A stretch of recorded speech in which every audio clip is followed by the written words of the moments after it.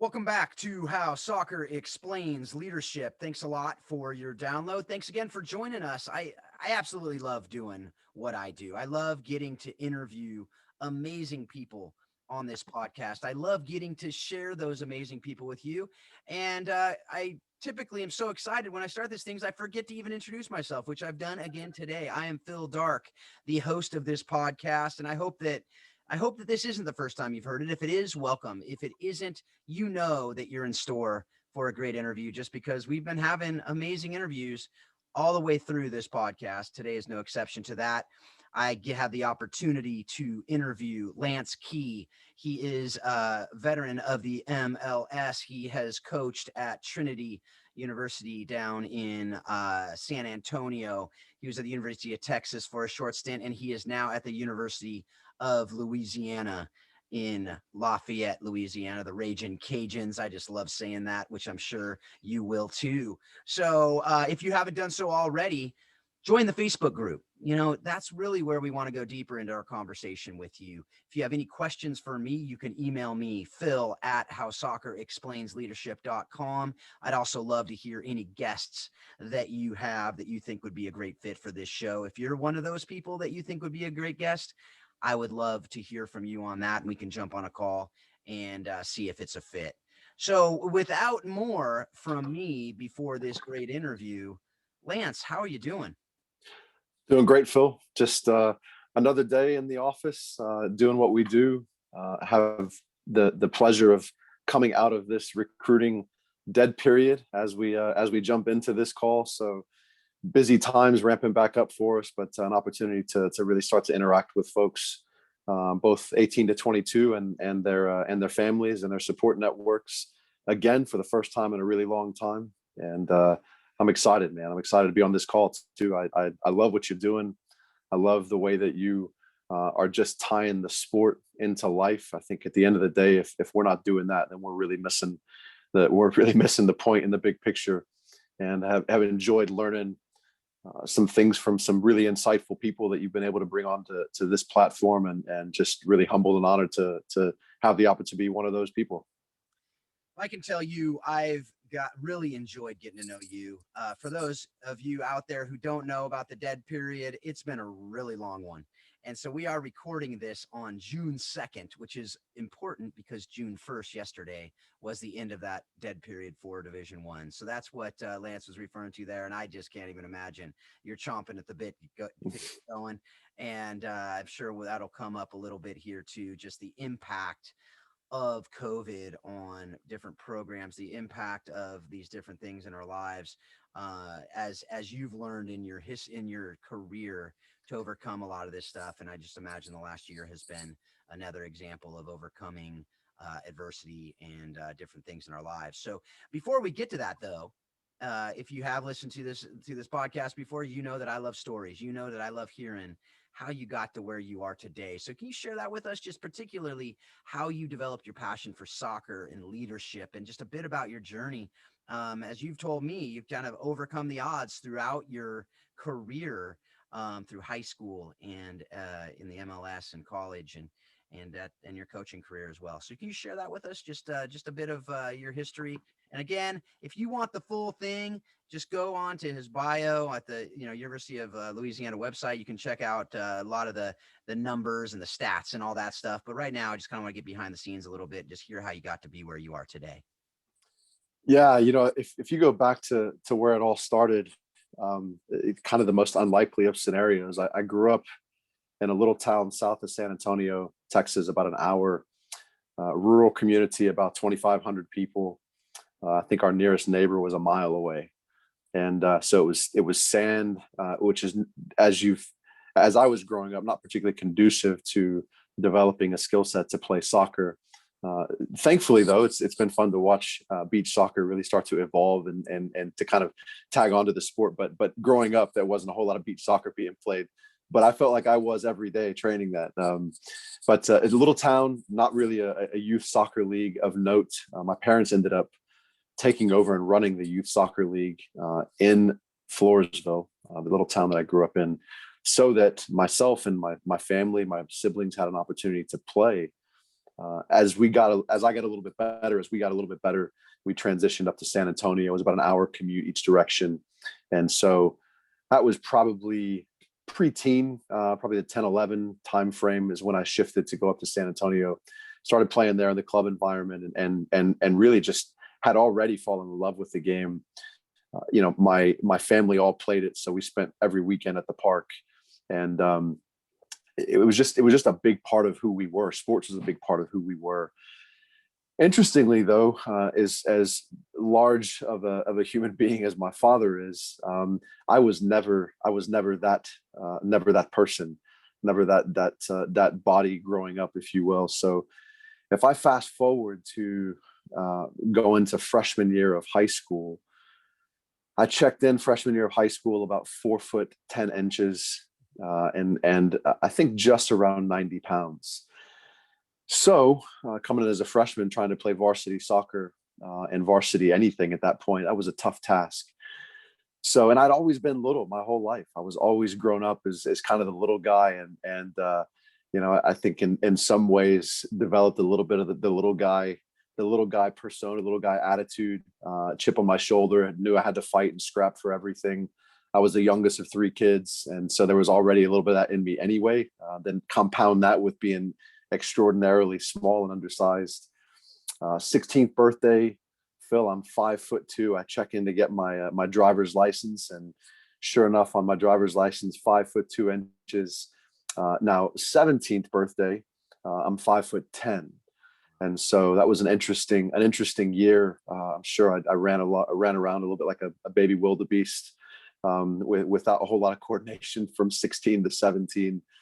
But even then, I was really still pretty undersized. I hadn't put on much muscle. I think I was 130 pounds, something like that.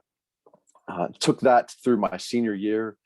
Wanted to go all over the country to play. I wanted to go to North Carolina or Wake Forest or University of Notre Dame, and had the opportunity to be seen by a lot of the people that were in decision-making roles at those programs. And the thing that just kept coming back to me is you're just undersized. You're just not big enough. And you can imagine I'd heard that once or a million times over the course of my childhood. So didn't deter me, but I had a person who had come into my life who had really tried to be a facilitator for me. That was the coach, the men's coach at Trinity University, named Paul McGinley. And he was literally facilitating my college search experience with not a whole lot to gain. And long story short, all the no's, you're too small. Did get an opportunity to go to an institution in the Midwest where I'd never really spent any time. But at the end of the day, I decided to go to Trinity, to stay local.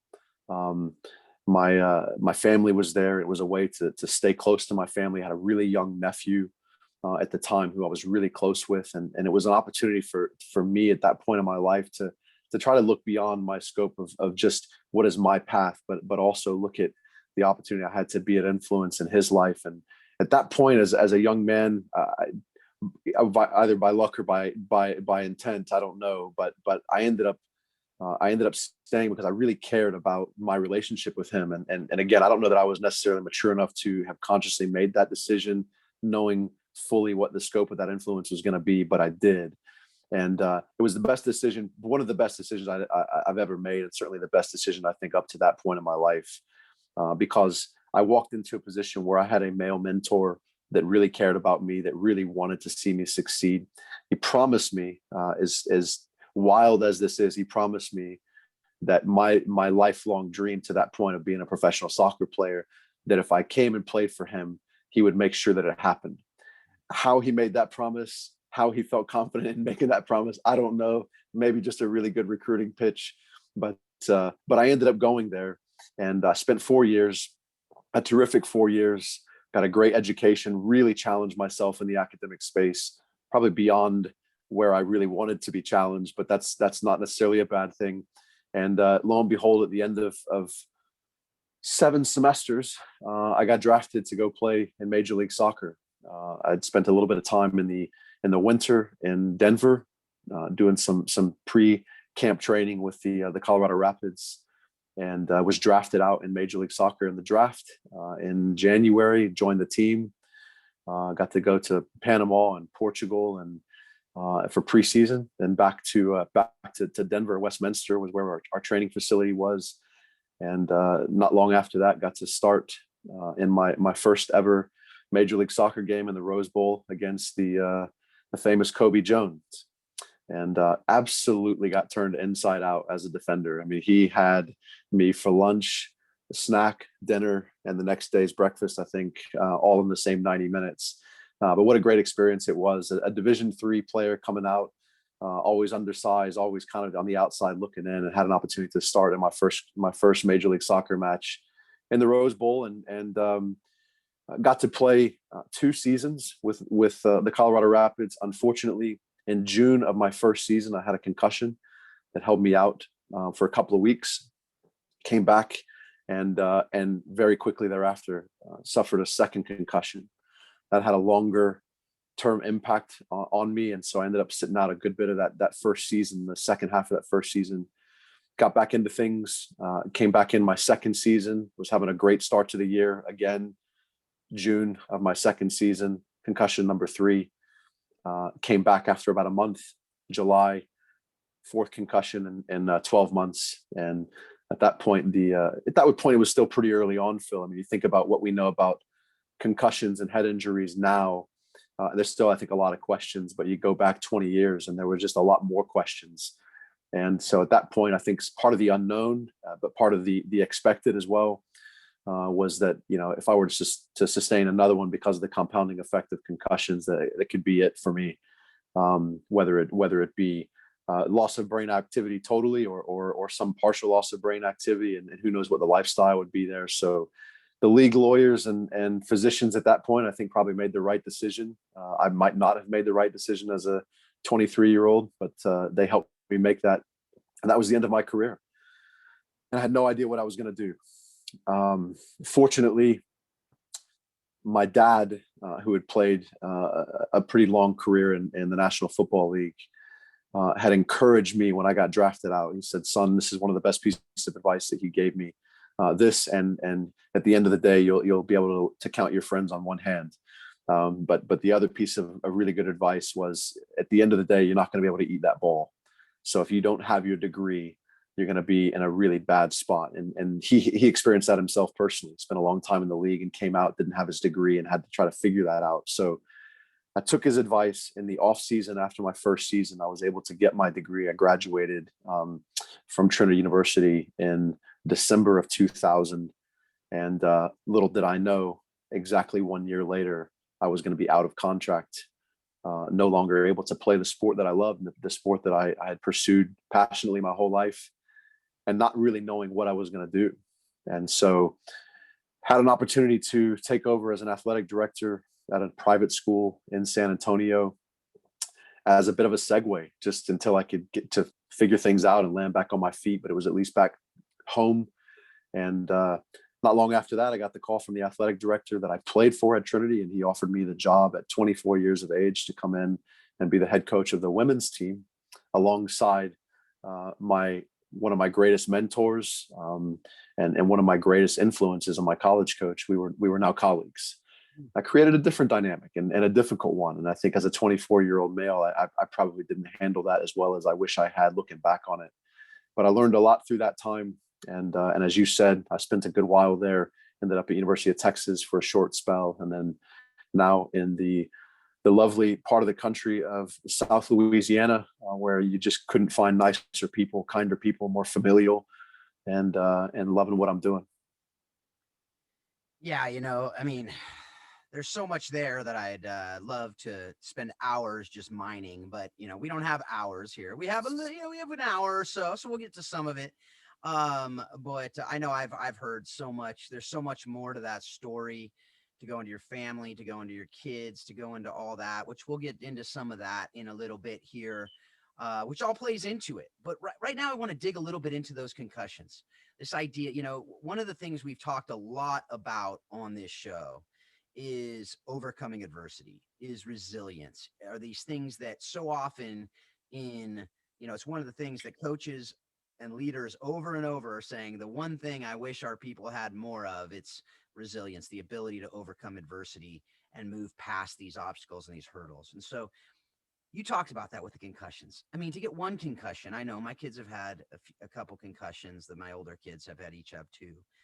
And that's a big deal, right? To have a couple, but to have it really quickly into your professional career, what did that teach you? You talked about your dad was talking to you about that, but that idea of resilience, that idea of identity, what did that experience, and maybe even some of the other experiences, but that one in particular, teach you about just life and who you are and about resilience? I think some of the major pieces that I would extract from that experience in my own personal life is one, life is hard. Things are going to come at us on a regular basis. I mean, you talked about COVID at the start of the show. When you think about what that introduced to our society and how complicated that's made things, and how it's presented us with something that none of us have ever experienced before. And just through having to navigate this over the last 15 months, I think teaches us a lot about ourselves and a lot about our environment, our society, the people that we relate with. But it also shows you that there are things around the corner that are unexpected, that are going to really challenge us. And at any point in time, right, you become to make an important decision. There's going to be the path that probably you should be on, and there's going to be an easy path, right? And there's always that out. There's always that out in any of these circumstances that we find ourselves. There's always an out. And I think one thing that I took out of it was, if I want to accomplish the things that I want to accomplish in life, I have to be able to identify with something beyond being a soccer player.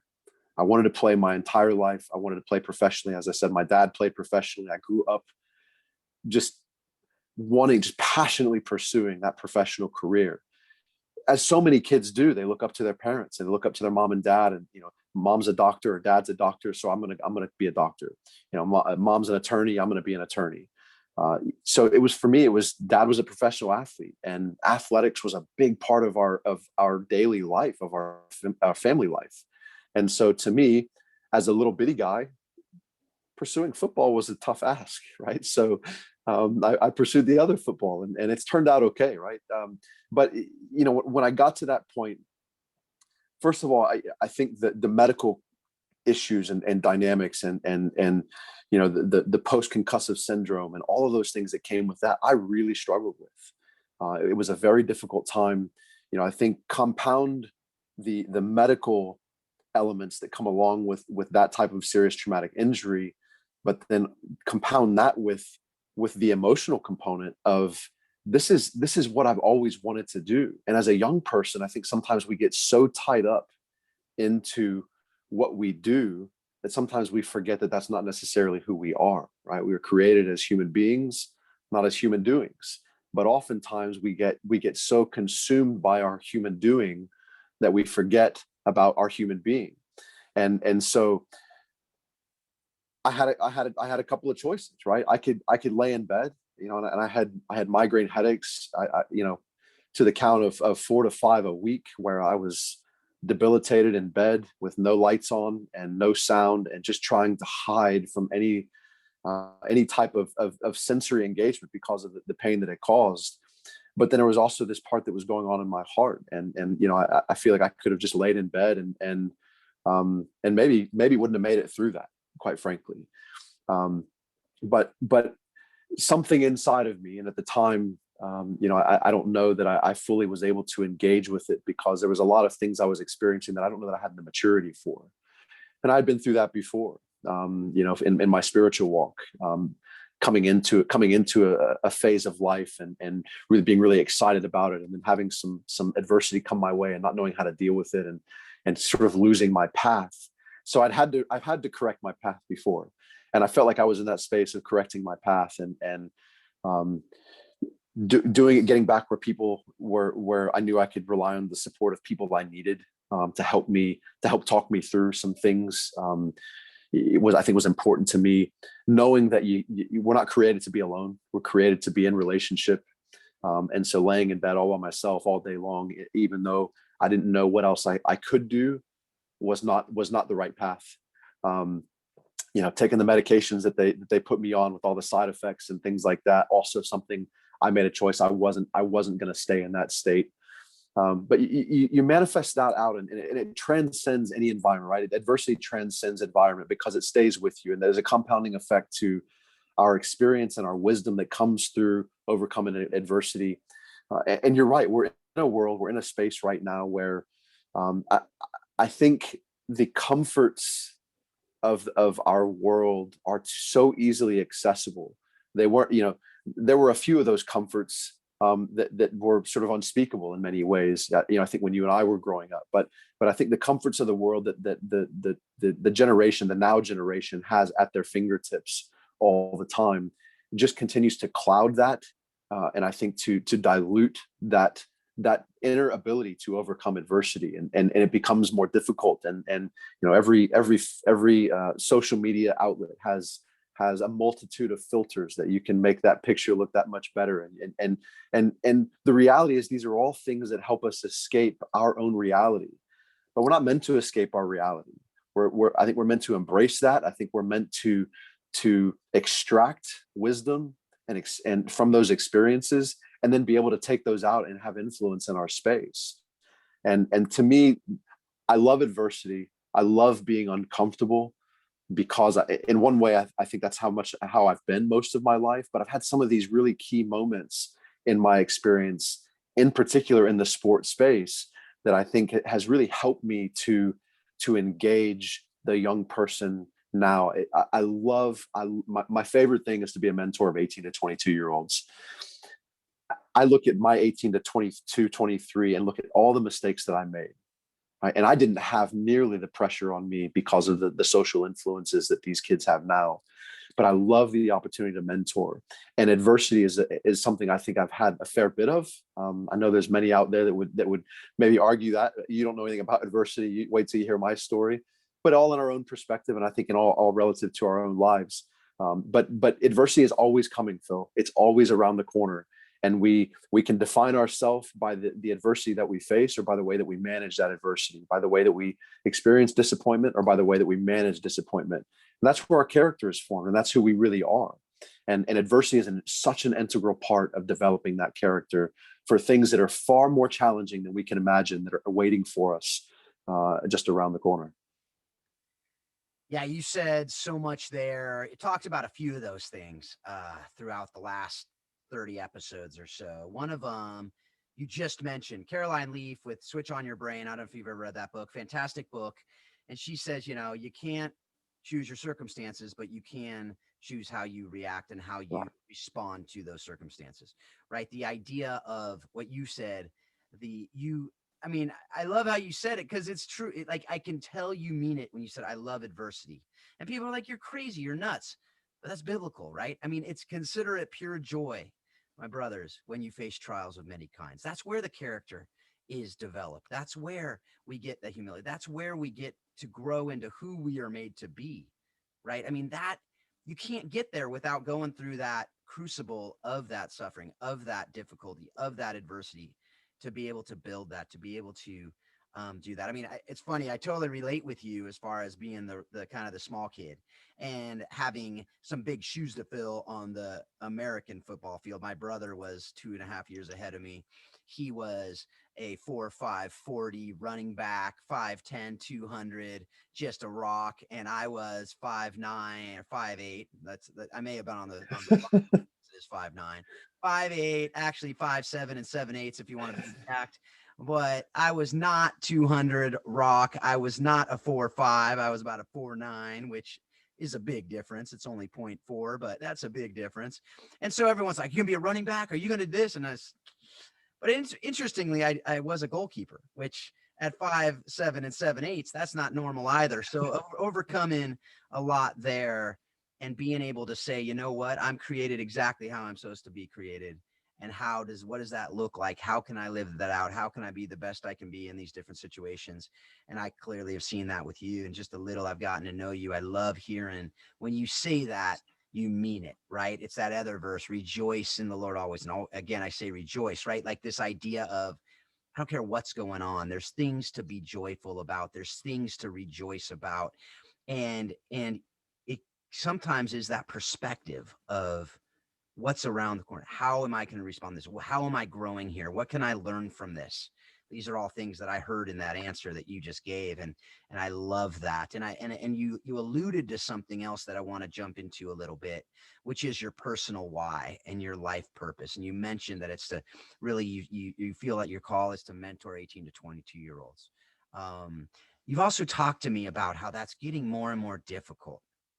And I just wanted you to talk a little bit about that why you're, why you believe you exist, and how that plays out in your coaching, in your marriage, in your parenting, other areas of life, and what that looks like and how you're able to navigate that. Because I think a lot of people don't think about it too much, but then also maybe aren't seeing how it does apply to every area of their life.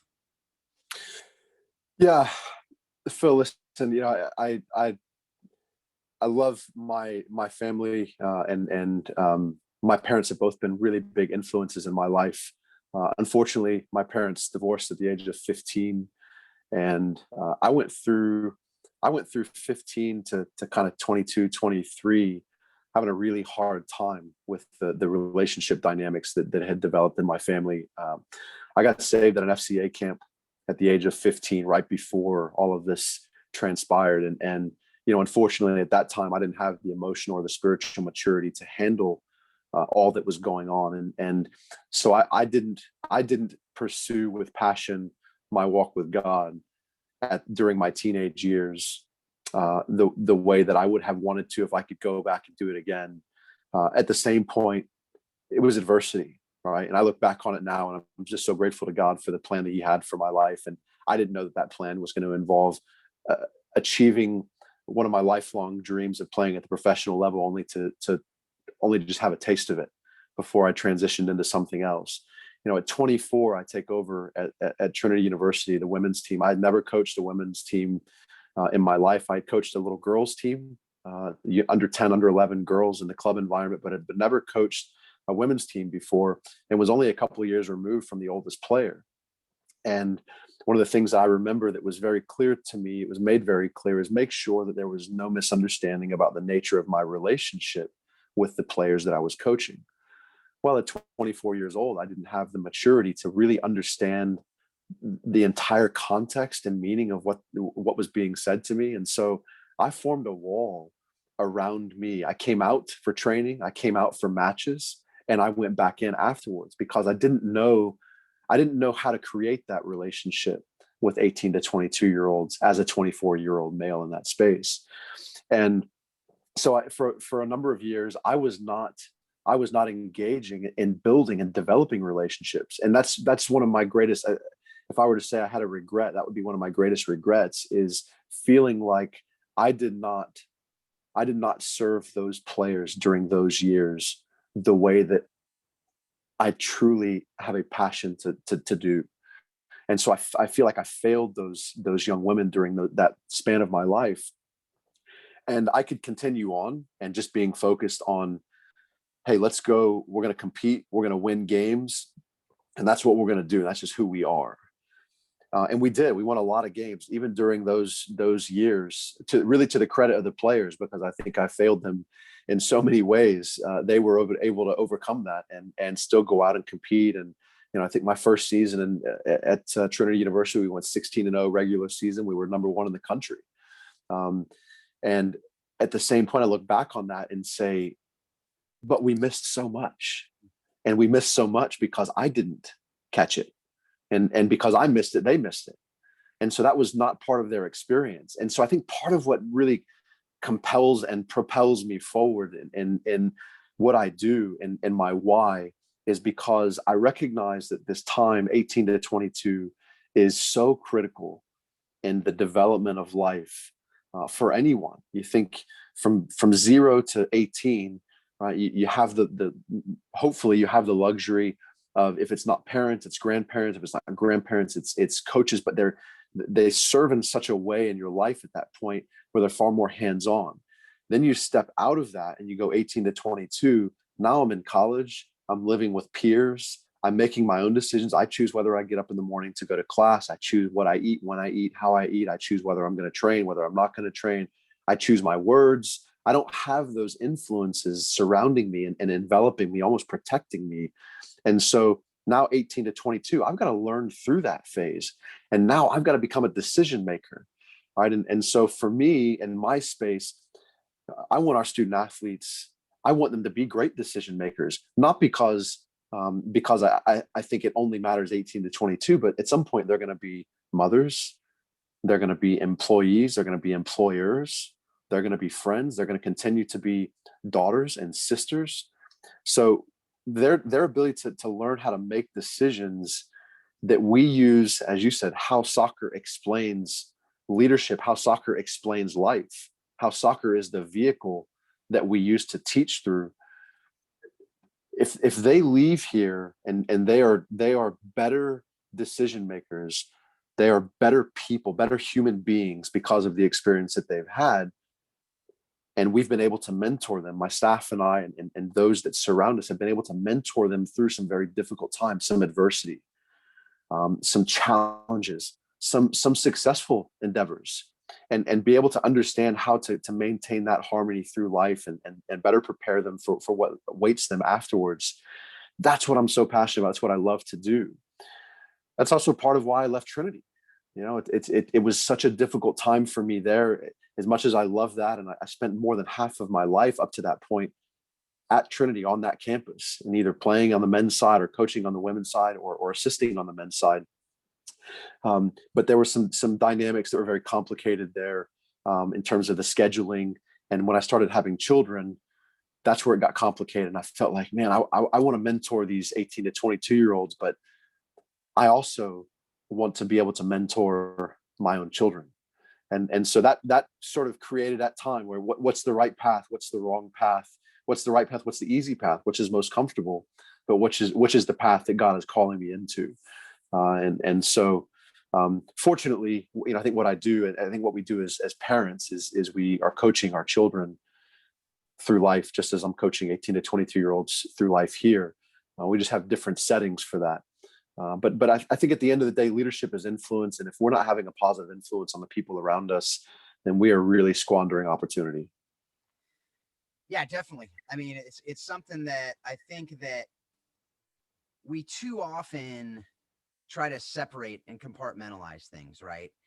And when we do that, I think it's easier to just neglect some of the responsibilities and some of the things that we are stewards over, right? And we're stewards over these lives. So I see that in that answer, folks. If you didn't really listen to that and really hear that what Lance was talking about in that last answer, go back and listen to it, because in that, it's exactly why we do this show, because there's so much in not only what he said, but also how he said it. So the vulnerability that you shared in that, just to say, look, I blew it really in the first few years.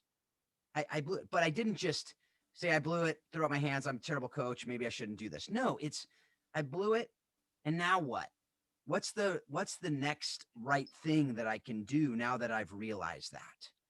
And the next right thing is to say, okay, how can I do what I know I wasn't doing, right? And that's what you've been able to do. And I've seen that just in that last answer and the other conversations we had. And one of the other things you've talked about, and you alluded to it again in that last answer, in that last conversation we just had there, this idea of, your family, right? And so often, this is why how soccer explains leadership. It's not just the game, but it's everything that goes around the game. Everything that goes along with the game, that we often neglect other things. As you said, you neglected the relationships because you wanted wins, right? And you didn't want to negatively do things. And I get it. You're 24 with 22-year-old girls like that. There's a lot there that could go sideways, right? And so I get it, but it's not necessarily what you're created to do, what you're meant to do, and what that position has the potential to do. As I've said, we as coaches have privilege to be able to impact lives. it's a responsibility. I see it's a stewardship over their lives, right? But you also have your family, as you just said, and you alluded to it. You told me a story of a time, really your wife was spending a year praying you out of soccer, right? Praying you out of coaching, right? And your daughter had a question that she asked you, right? And can you just share that question that she talked to you about and how that really impacted you? And also how you've lived since then, how you've been able to take those things and now incorporate them into what you're doing at Louisiana in the way you're coaching and also the way you're living at home and engaging with your family since then. Absolutely. I think I'll have to pick that up in a few different pieces, and you may have to prod me if I miss out on one of them by the end of it. But family it's so important to me. And as I said, we there was some great family dynamics for me in my household growing up, and there was some not so great family dynamics. And I love my mother, I love my father, and I'm grateful for the influence they had on my life. I think the mentorship piece when I got to college, and the relationship that my college coach that he began to initiate by trying to help me go to to a university, to an institution of higher ed, when I wanted to go everywhere but where he was. And that unselfishness and that willingness to just be a servant in that space, and to say, I'm just gonna help this young man. It may not do anything for me, but I'm just gonna help this young man. That was a great example to me of mentorship and service, because he really stood to get nothing out of it. And in the end, it was the relationship that he built with me. It was his care, his authentic investment in me that made such an impact. And that was probably one of the first really recognizable mentor-mentee relationships that I had up to that point in my life. And I think that's where my passion for mentorship probably really started. And recognizing that wherever we are in life, we have a platform, and from that platform, we're going to have influence. And what we do with that influence from that platform it's critical. Somebody is relying on it. They're desperate for it. They're in such need of it, whether we recognize it or not. And so, so that ties in the mentorship piece to this next phase. What I didn't have, and I told you at 15, I was saved at an FCA camp at Schreiner University in Kerrville, Texas, about 6 rows deep on the far left side of the auditorium. I remember exactly the moment. I remember being overcome by the presence of God in my life, and just absolutely beside myself in the tears that I cannot even explain to someone if they've never been through that experience. And if you haven't, you really should try it, because the presence of God is unlike anything else that you will ever experience. But losing my way with that. Fast forwarding a number of years, it really took me re-engaging in my faith and really recognizing that being a good person is by my own standard is not what it's all about. You talked about, I could have said the coaching's not for me, right? I look at it the other way. I could have said, hey, I got this all figured out. Mm-hmm. Young ladies, you just need to do what I'm telling you to do, and we're going to continue to win games, and we're going to continue to be number one in the country and in the national tournament and competing for championships. But that would have been wrong of me. That would have been as wrong as stepping away from the game, because God created me for certain things, and he gave me passions for certain things, and he's taken me along these paths. And although I might have made some decisions that have taken me wayward, he's made sure I've hit the checkpoints that I need to hit. And so understanding that mentor-mentee relationship, having a passion for the game, understanding adversity, I think has positioned me, and I take all those experiences forward with me. So my wife comes into the equation. I'm very fortunate the influence that my wife has had on me in my adult years, and her family as well. She's a PK. She's a pastor's kid. She grew up in Johannesburg, South Africa. And she grew up on the front row of church every week of her life.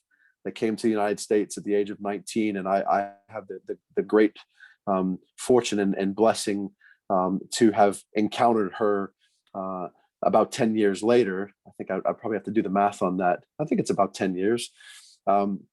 So through a story that we won't have time on this one, so you may have to have me back. If nothing else, Phil, you and I will have a follow-up conversation, and I'll give you the backstory on how we met. But that's going to carry us into the 2 to 3 hour frame here, which we don't have time for.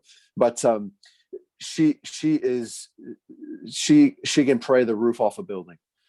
She loves God, and her living example for me and for our children is tremendous, and I think really helps to ground me as an ultra competitive person. She doesn't come from a sport background. She comes from the church background. She's grown to love sport and love soccer. Although, as you said, she was trying to pray me out of it. So why was my wife trying to pray me out of the game? Well, we had gone through some time where, as we started to have our family, my oldest child was around about 3.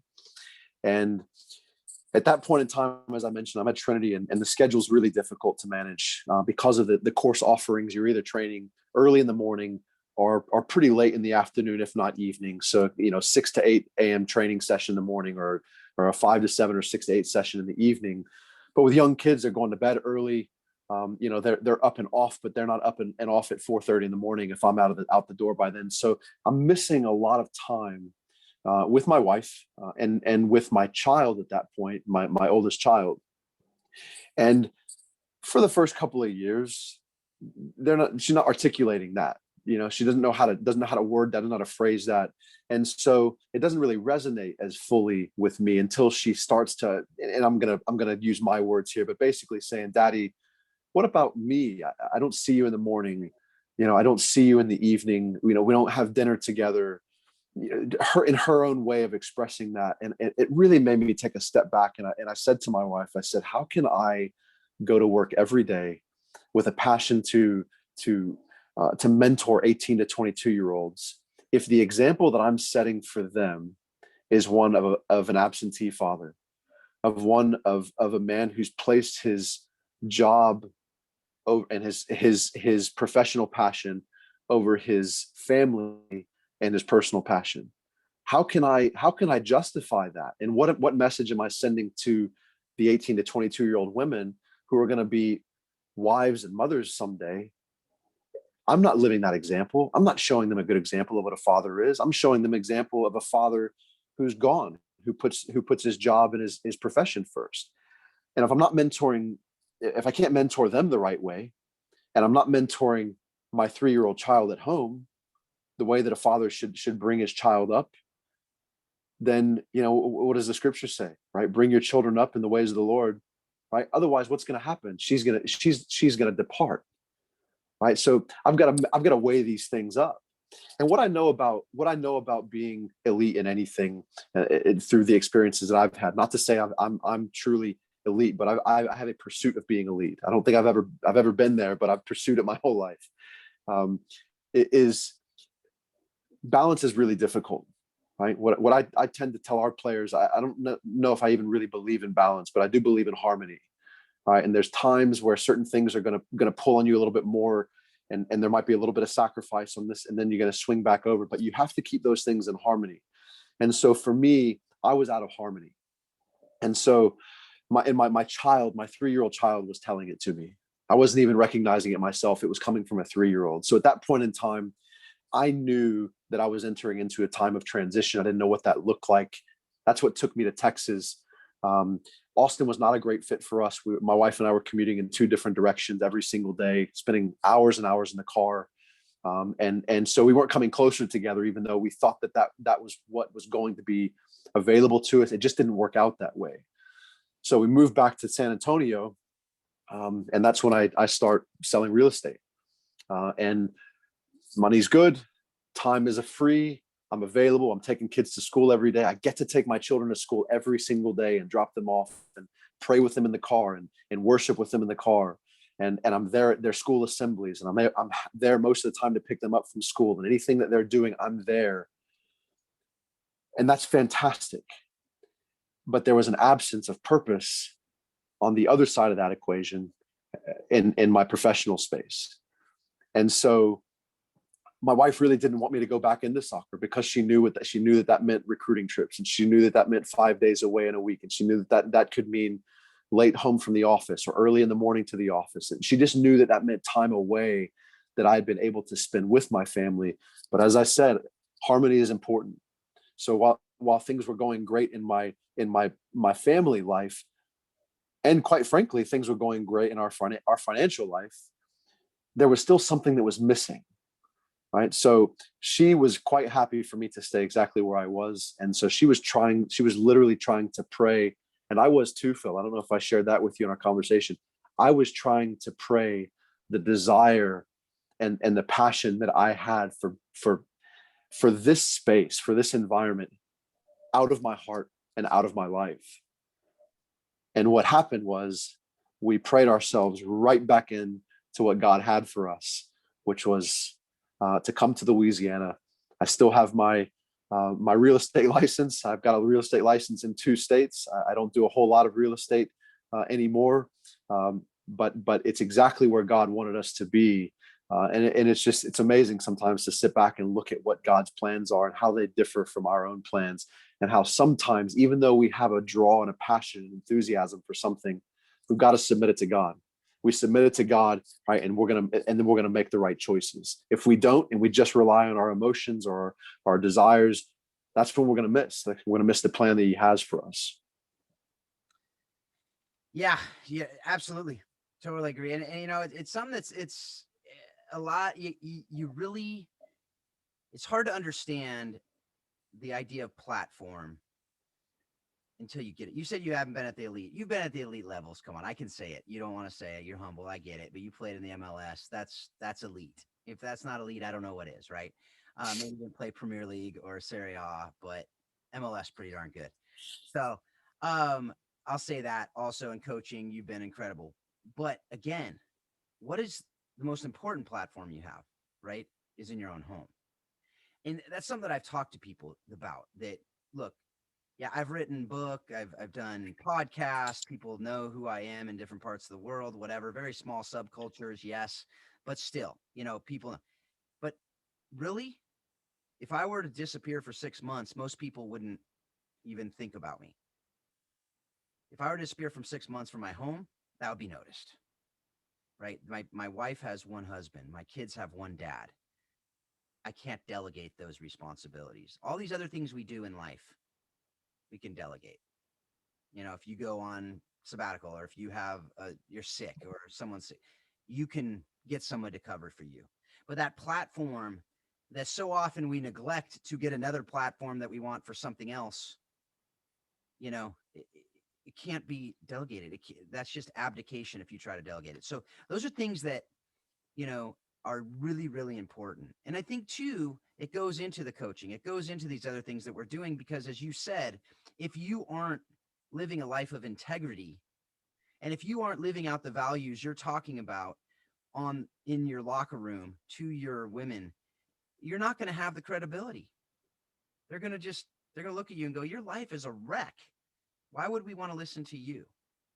Right. And so those are things that I think are really important for you to hear, folks out there. If you weren't hearing and listening to what is being said here, it's so important for all of us to remember. And again, that platform idea that, so much has been made of platform and how many follows you have and how many, whatever you call them, on the different platforms of social media.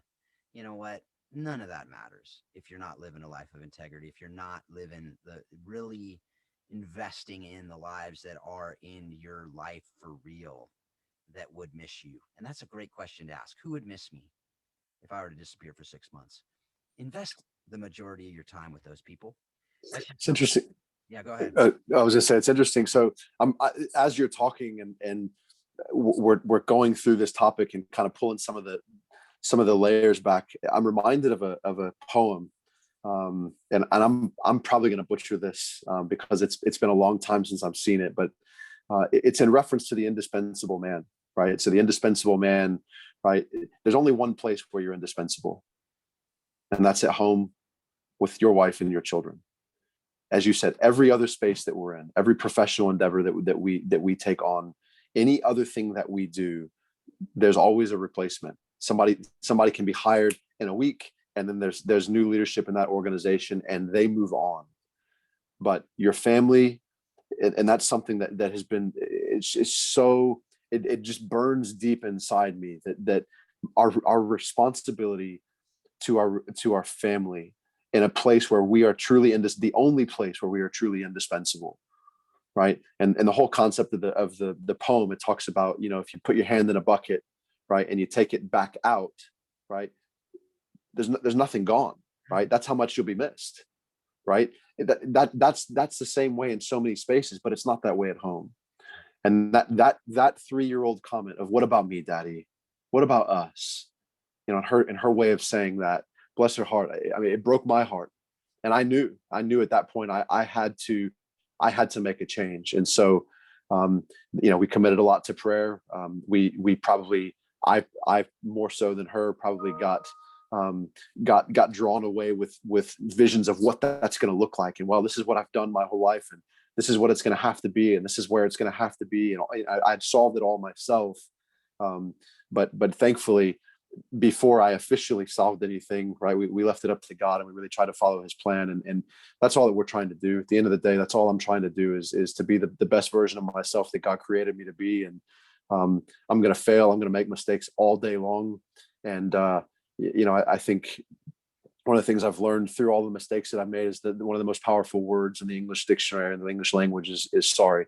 The ability to apologize. I've done my best to try to apologize to those players. We talked about those players in my early years, to try to apologize to them in whatever way that I can, to say, "I'm sorry. I wish I had done better for you. I wish I was mature enough to understand the mistakes that I was making." But I'm so grateful. And I've continued to make mistakes, right? I'm after I really had that aha moment, I'm like, this is not about winning matches, right? This is about winning in life. It's as we say here, if we're champions in life, we'll be champions in our game, right? So, and it takes a champion to win championships, right? And so our lifestyle, a lifestyle of a champion. And it was an interesting thing we talked about with our team here when we first arrived a couple of years ago. We were going through some vision planning. It's something that to my knowledge, they hadn't done before. And we had some international players. And so to them, when you say champion, that's holding the trophy. That's hoisting the trophy. But for us, in the context of what we were talking about, it was being a champion in who we are as human beings, being a champion in the decisions that we make and the relationships that we keep and invest in, and being a champion in our own discipline, our own self-discipline, how we prepare ourselves to get up each day, how we posture ourselves. Man, Phil, right now, probably the word that rings in my ears and in my head all day long is this concept of posture. And this is probably another podcast too, but posture has so much to do with what we experience in our lives. And I think sometimes if we could take a step back and just look at what our posture is in a moment, and we could correct that posture, tweak that posture, the experience that we would have would be so much more valuable and so much more life-giving. But a lot of times I think we posture ourselves in such a way, as I said, I could say, I'm going to posture myself to say, I'm the expert here. I'm the coach. I play at the professional level. Who cares? Yep. Who cares where you play? You've never played women's college soccer before, right? So I got a lot to learn here. I needed to learn more than they did. I needed to learn from them. Yep. And I think sometimes when we get ourselves in positions of leadership, sometimes we can get consumed by, I have an obligation, I have a responsibility to educate and to teach and to transmit information, right? So much more can be gained as a leader if we change our posture there and say, I'm here to learn. I mean, I devour, we said this in our last email exchange, I devour leadership content because I just want to learn. I want to hear what other people have experienced. What situations have they been in? What have they done? How have they approached certain situations and scenarios and player decisions and people decisions, really, right? I mean, I love sports books and I love to hear about the best coaches and managers in the world, but I love business books. I love just books that talk about people, because at the end of the day, that's what it's all about.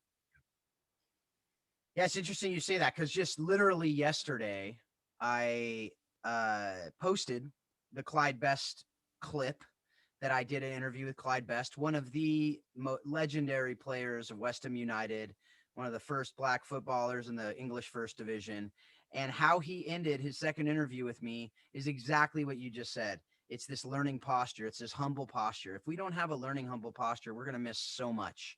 And what he said was, we can learn from a drunk on the street if we just listen, if we allow ourselves to listen, right? It's this idea of listening, actively listening for what we can learn, not just assuming we know, not assuming we're the better, not assuming we have something. That's something I've learned around the world in the slums of different countries, where you could go there and go, oh, I have everything, I'm going to come solve your problems.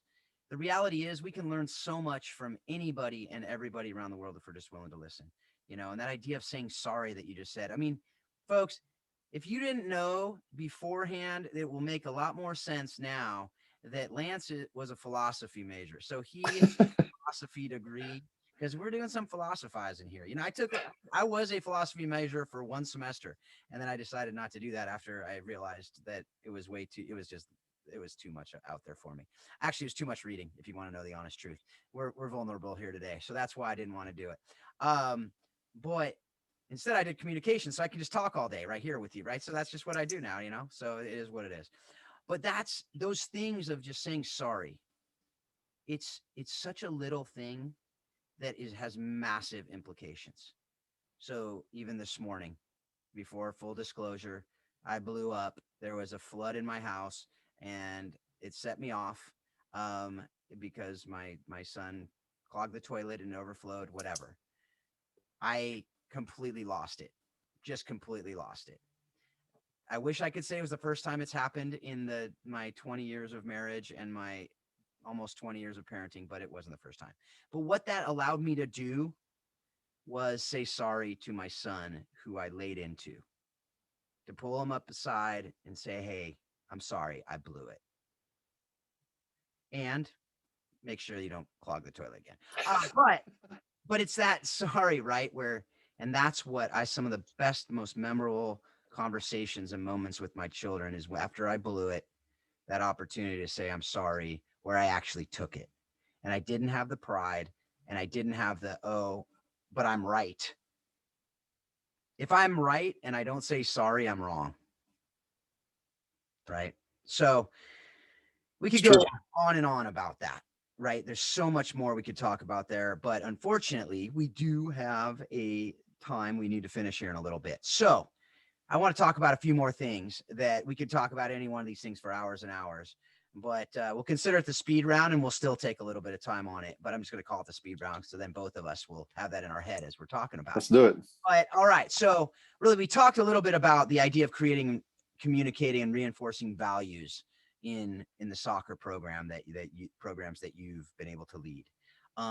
What does that look like? Why is it so important? First of all, I mean, you talked about vision framing, you talked about all of that, you talked about champion and the different meanings of these terms. So to create, communicate, reinforce, and how does that help us? What does that teach us about life? I mean, I think it teaches, it's exactly what life is. I mean, we're relating to people in a space where we're meant to have like ambitions and like focus. We don't all have like experiences coming into that. Some experiences may be comparable, but it requires this collaborative effort, and it's everything that we do. I mean, you and I know this, having gone through college and been, and now former athletes, but still investing in that space. But it's everywhere we go, and I really don't think that soccer, I loved what I know. Coach Close, I was listening to that podcast as well, and just took so much away. What a wealth of wisdom and insight she was in that interview, and so I hope that she's back on, because I enjoyed listening to her, what she had to share. But as a basketball coach, right, obviously a soccer fan, but she's saying the same things, and really, I think people that you're bringing into this and giving this platform to, I think we're all more or less saying the same things, is that what we do is just an opportunity to influence people around us in such a way that they're better equipped for the things life is going to bring into to the equation at any given time. And that's the influence of people. That's the help, the building up, the support, the equipping of people that we're trying to do. And for me, I pray all the time that God just equip me for what He's got in store for me, that I'm just equipped for it, right? Because I don't want to fail. I don't want to fail Him, and I don't want to fail the people that He's designated me to have influence over. But everything that we're talking about, whether it's be a good human being, be a good student, right? That's your professional endeavor, which right now it's academic in a college space, but that's your professional endeavor. And it's in everything, right? Continue to be a learner and be the best learner that you can. And be a great athlete, right? That's your passion. Whatever it is that you're passionate about, be committed to that. Be committed and invest yourself in that space to be the best that you can be. See, I don't believe that we were created to be average, right? Which is why it's a shame that average is average, because there's so many people that are there. We're created to be outstanding, each in our own way. So find that, figure out what that is, and be committed to that. So those are the three primary areas of our life, I think, that we're dealing with: our personal life, our professional life, and then that space that we have passion, right? Because whatever burns inside of us, there's a reason that that's burning, right? And so let's be the best that we can be there. We have three real rules, and I think this is something that I've derived from my college coach, and I think he derived it from Lou Holtz. And I don't know, Lou Holtz probably got it from somewhere, because as you know, you have to innovate. Excuse me, you have to imitate before you innovate, right? So we're all getting things, we're all borrowing concepts and ideas, and that's what's great thing about learning and reading. But do the right thing, do it to the best of your ability, and make sure the people around you that your decisions have influence on, make sure they know you care about them and that you've considered them in your decision. And whether that's in soccer, whether that's in life, whether that's in their dorms, whether that's in their jobs, whether that's them as a mother, whatever it might be, it's going to apply in every area of our life. And if we can filter our decisions through those three things, is it the right thing to do? 99.9% of the time, we know what the right thing to do is. We don't always choose it, but we know what the right thing to do is. And if we don't know, we know the person in our life that we can confide in that will know. We don't always choose that person. Sometimes we choose the person that we know is going to agree with us, not the one who's going to really challenge us to do the right thing. But do the right thing, the best of your ability, right? Because that's what we're created to do. We're created to be outstanding. We're created to be excellent. Be excellent. And then show people that you care. Because if you don't care about people, your influence, you're in a box, and you're not going to be able to really affect the people that we're called to affect. And so those are the things I think that most have transcended my experience as a player, and have transcended into every area of my life, whether it be business or whether it be sport, whether it be family. And I just feel like every time I look at it, I think, man, that decision that was made, if that had gone through those three filters and gone all the way through, and we could check yes on all three of them, we're going to be really good decision makers. Absolutely. And that's something that if we can teach our teams to do that, even just doing the next right thing, do it excellent, and make sure people know you care, that would go a long way to a healthy culture, a healthy team, and really a winning team. Because if you love your teammates, you're going to want to be excellent for them, right? And if you know they care about you and you care about them, it's amazing how simple some of this stuff is. Really difficult. It's hard, especially when we're mad, when we're tired, when we're selfish, unfortunately. But that's just the reality. But when we do that, man, it's such a great place to be. And I know you and I both have been on teams that have that, and we've been on teams that haven't had that. And it's amazing that I know a lot of kids have never experienced it for various reasons. And it saddens me, because I think that's why a lot of people are leaving sports. It's not because they don't love the sport, it's because they don't like what comes along with it. Which kind of Yeah. leads to the next thing I really want to talk about is, one of these ideas that we've talked about. There's this great book, The Coddling of the American Mind. I don't know if you've read that book, but Jonathan Haidt, he's becoming one of my favorite authors. Brilliant man. But he talked about this idea of safetyism, this idea of, we're really getting soft in our thinking, in our how we encounter, talk about resilience, talking about all these different things, overcoming adversity. We're becoming soft in our ability to do that as a culture. And you talked with me about how you grew up, and you even talked about it today. The idea of thinking discomfort is actually good because you grow through it, right? That we talk about that all the great things in life come on just the other side of comfortable. But really, that's being challenged in our society, and that's not really being taught. It's actually almost being protected against a lot of times. So, and that has led to entitlement. That's led to some of these societal norms in our country, in our culture. How have they changed the landscape of coaching and sports that you've seen over the last couple decades? And how do you believe we can reverse that trend, assuming you don't agree with it, right? Which I don't think you do, but Yeah, society has such a great influence, and you and I think we're fortunate to have come up in a time where information, the way we received information, is far different than the way the now generation is receiving information. It's interesting. They were just this past weekend at church. They were talking, and they had some. It was basically a panel setting, and they had some now generation young people that were up there, and they were talking about things, part of their experience. But I mentioned it earlier. You've got all your social media platforms. That has become the primary source of information for this now generation, and you essentially you get your information from people that either you follow or that these social media platforms think you should follow, right? So it's being funneled and filtered through. So you're only getting bits and pieces. But if that's your primary source of information, then you're so limited in your scope of understanding, right? There's a difference between knowing and understanding, right? And so I may know what I see on my screen, but do I really understand the context of that within our society at large? And then going from knowing and understanding, now we've got to go to being able to apply. So now you're trying to apply this knowledge within the scope of your relationships. And I think that although they have so much more information that we do, in many ways, their information is so much more limited as well, because I think it tends to be less,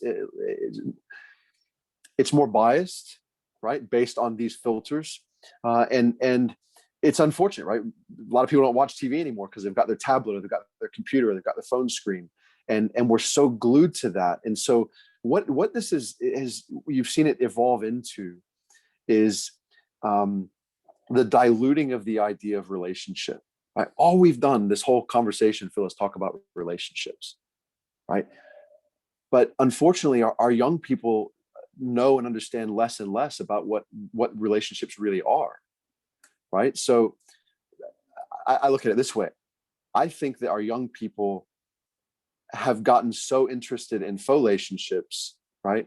That's how many followers do I have? That's how many likes do I have? That's how many people are affirming whatever it is that the content, whatever it is that I put out there, as opposed to relationships, right? So a young person, or any person for that matter, it's not just limited to young people. There are exceptional young people out there who I think are not part of this norm that we're talking about, but this norm is becoming more prevalent. At the same point, we have a society of people who, by and large, is looking for affirmation of whatever it is that they feel is important. And so what happens is that's measured by followers, that's measured by likes. It's do anything you can to go viral, right? As opposed, and so that, how does that transcend into our actual relationships? Well, now something that I feel, if I take it to somebody who I know is a follower of mine, sorry for that, who I know is a follower of mine, I know they're going to like my message. I need to take something that's of significance to someone who may not be a follower of mine, but who is a mentor of mine, someone who may not like my message, who may say, listen, I understand what it is that you're saying. I understand how you feel. However, this is the right path. This is what needs to be done in the situation. but that's not what we're doing as a society. We're just trying, it's all, our media is about viewers. Everything is about the number of people that you can get to engage in your message. Right? I was talking to some parents today about this. People are not particularly interested in conveying the reality. They're interested in conveying what might be popular. And leadership is not always popular. Reality, truth is not always popular. My pastor recently shared this statement, and this is one I'm going to be sharing a lot, I think. While I'm very interested in your feelings, I'm far more interested in your future. And I think right now we're in a feeling society. But as leaders, we have a responsibility and an opportunity, I would say, even to understand the feelings of those that we're leading, and help them contextualize those to allow them to move forward towards the future that they have available to them. And I think sometimes we stop at the feelings and we lose sight of the future. Yeah, the idea of entitlement, to that point, it actually stifles our growth. To say, I deserve this, even though I haven't earned it, or I deserve it because I am whatever, you name the whatever that fill in the blank. You're not going to work for it. You're not going to go the extra mile. You're not going to do all these things that we've always said are critical to character, are critical to development. You're not going back to adversity. You're going to hit that wall and you're going to go, who's going to help me? Where's the ladder? Someone bring me a ladder. Rather than, how can I figure out how to do this? How can I go through this and work through it? And who can help me? Yes.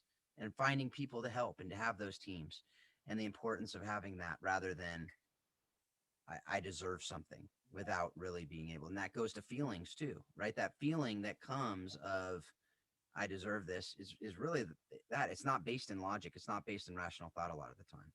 It's just based in what we've been told, what we see on social media, which is, like you said, the faux relationships, whatever. I don't know. You said it better than I just did. I started saying something and it started going sideways there real quick. So I'm not going to try to say it again, but those ideas are so important, though, what you just talked about, just really understanding what is real and what are we created to do and how can we do that and what does it take to work to get there. It's not going to be just something that's going to feel good all the time. It's going to be tough. We're going to hit barriers. We're going to hit issues. And how do we work through those? That's what shows the character. And that's what our jobs are as coaches, right? I mean, that's what we're here to do as leaders in anything, whether it's coaches, whether it's leaders of organizations, whether it's us as parents, whatever we are leading, whoever we are leading, that is our role. That is our job, is to help our people to flourish. The only way you're going to flourish is to push past these discomforts that are helping us to build us. It's kind of that crucible that we talked about to go through to strengthen us. All right. A couple more questions. We always ask. Were you going to say something? Let's do it. Okay. No. All right, cool.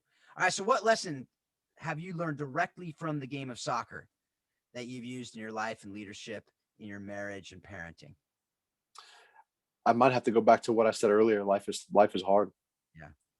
And life is hard, but you're capable, right? We're capable of getting out on the other side of it. Surround yourself with people who have like values, who are going to stand with you through the good times and through the bad times, and who are going to challenge you to be an overcomer, who are going to challenge you to be your best. Find people that will speak truth to you. I think to pick up a little bit on what you were just saying, we're in a consumer society, right? So everyone's buying something. One of the big things we try to do when we're recruiting, whether recruiting staff or recruiting players, is not to sell them on anything. I don't want anyone to get here and think, man, I bought a bill here and this is not what I was expecting. I want them to know exactly what they're signing up for, because I want them to know the truth of this environment, the expectations of this environment, the accountability that comes with it. And at the end of the day, they'll be accountable, not even to me. They're going to be accountable to the agreement that we have, that this is how we're going to operate. But we're in a consumer society where everyone's taught to buy things. This is one of my pet peeves is when people in leadership roles talk about buying in. I don't want anyone to buy anything from me. I just want you to be committed. And if this is not the right space for you, if this is not the right opportunity or environment, that's okay. I'm not for everyone. You talked earlier about being the right fit. We talk about the right fit all the time. I don't want anyone to be here if this doesn't fit what you are looking to do. If you don't want to be elite, you don't want to pursue elite, don't come here, because that's exactly what we're going to do every single day and all the things that we do. But I think, to kind of bring it back on topic here, you talked about what has the game taught me? And it ties into everything we've talked about, right? Adversity, challenges, overcoming, resilience. Life, you wake up in the morning, there's things around the corner, there's things within that day that you aren't expecting that are going to really challenge you. Sometimes they're going to challenge you physically, emotionally, spiritually. You're going to be challenged. We have to expect those things, but we also have to make sure that we're doing the best job that we can leading up to them to prepare ourselves, and to ensure that we can navigate through that. And that's the relationships and the things that we talked about. So I don't know, man. I think that's probably has to be it. And that's just been, again, that's just part of my experience and what I've had. Yeah, that's good. That's good. I mean, looking back at your career, that's a great lesson from the game that clearly has been learned. And a lot of us do learn that through the sport that we love, but to be able to teach that with real life examples to all those that you're leading is critical. So, all right, last question. And I know you could go on for hours and hours on this, so I'm going to limit you to 3. And then you can give me more later, and we can put on the show notes so you can look like this well-read man, which you actually are. So, but what have you read, listened to, or watched that has most impacted your thinking on how soccer explains life and leadership? 3? Yeah. Oh, All right. I just might ish. go on all day. Yeah, 3-ish. Exactly. There's a great book, Michael Jordan, I Can't Accept Not Trying. And for me, I think, as for all the reasons I've said, being the little bitty guy, being the third of 3 siblings, I don't know any different than giving my best. And I think he just does a great job, and a really, really easy read. And really for anyone of any age and any space. Was recommended a book during a really trying time in my life, going back a handful of years ago, part of this transition and what is life going to look like for me, a book called All In. Pastor out of, I believe, a church in the DC area. I believe it's Mark Batterson. I might have to double check that, but I think that's it. Very impactful book for me. I reread it every year. And then from there, man, I mean, there's so many. I love John Wooden's stuff. I love Tony Dungy's stuff. I'm a big John. If John Gordon's written it, I've probably read it.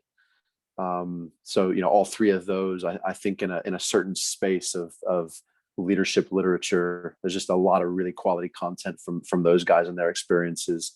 And then, because I'm a soccer guy, I like to read the stories of managers in some of the top leagues in the world. I take some insight from them and the experiences that they had. And, sometimes I think, man, if it worked for them in their space, it's got to work for us. So, and part of that All In piece, it's a very spiritual based book that fed me at a time when I was starving. And obviously coming straight out of the scripture. So I think the word of God is the most powerful thing that we can read. And there's all the things that we need are right there. If only we would read it more, myself included. But that's got to make the short list. I agree with that. And I know you could go on and on with books, because last time we talked, you just had a stack on your desk that you just showed to me the different books there. So I can attest to the fact. I think you had Jurgen Klopp's book there and a couple others there on with the managers. So That goes back to what I've said many times. Leaders are readers, leaders are learners. So if you're not reading, if you're not listening to stuff, obviously this podcast is something you're going to learn a lot from, because we do have some amazing people on this. Lance, you're no exception to that. So I appreciate you. I appreciate your life. I appreciate just the friendship that we've already built, and I'm excited to continue it over the years. And so I just look forward to continuing our conversation. Thanks for being here today to share your wisdom, share what God's done in and through your life with our audience. Phil, listen, I think I've got to turn it back to you. I appreciate you saying those things, and I appreciate, being part of the lineup of folks that you've interviewed. I quite frankly, I thought I've got no business being part of this group, with some of the accomplishments and some of the leaders that you've had on. So I'm very grateful. I feel very fortunate to have had the opportunity to share. But I think what you are doing needs some attention as well, not just in this podcast, but what you're doing across the world to impact people. We talked about platform earlier on, and I think you've taken and created and built upon platforms that have not only allowed you to have tremendous influence across so many people, but using that to allow others like myself to be able to share insight and experiences. And, I think at the end of the day, our hope, and I would say the same is probably true for you, our hope is just to have the most positive impact we can on the people around us. At the end of the day, that's what I want most for my players, is just them to leave better people, and more equipped and more prepared because of things that they experience within our program, and to know that they're loved and because we're loved, right? Our creator loves us very much, and loves us in such a unique way. But it really is an honor to be on your call and on your podcast, and thank you for reaching out and engaging me. As you said, that sometimes you connect so well with people that you hardly know, and this is certainly one of those moments where I'm just grateful that we've been led into each other's lives, and I appreciate very much what you're doing, and look forward to continuing to support and cast your message out everywhere I can. Well, thank you so much. I mean, that's extremely humbling. As you said, I mean, I do everything I do because I love to help others to flourish and to make good things better. And so that's something that like I said, I'm humbled. Thank you for those words. Very much appreciate it. And folks out there, these aren't just words. This is why we're doing this, is to help you flourish, help others that flourish. So if you think this is going to help somebody else, share it with them. I have shared other podcasts with people. I've shared this podcast with people, not because I'm wanting to drive up numbers, but because I know it will help people. I know it will help you. There's so much that we have to learn from each other. And so I do hope that we're continuing this conversation offline. I do hope that you're taking what you're learning from this and you're using it to make you a better leader, to help you, to help those in your circles to flourish, to help your family, those in your home, those in your circles, those in your platform that really do care about you and that you care about, that you're using it to help you, to help them. And, like I always say, I also hope that you're taking everything you're learning on this show and you're using it to help you understand how soccer does explain life and leadership. Thanks a lot. Have a great week.